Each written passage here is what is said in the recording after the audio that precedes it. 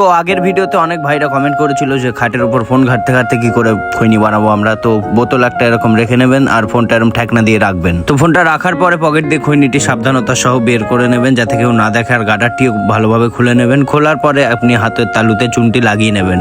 আর একটু চুন যদি বেশি হয়ে যায় তবে চুনের পিছনের ওইটা থেকে চুনটা এরকমভাবে টান দিয়ে একটু তুলে নেবেন। তো তুলে নেওয়ার পরে ফু দিয়ে চুনটা শুকিয়ে নেবেন।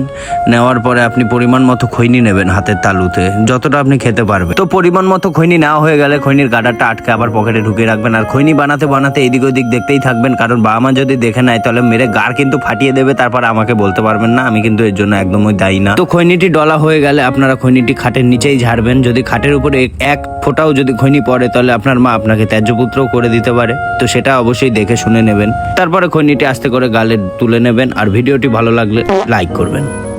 আবার একটু দেখে নি, কেউ দেখে নাকি।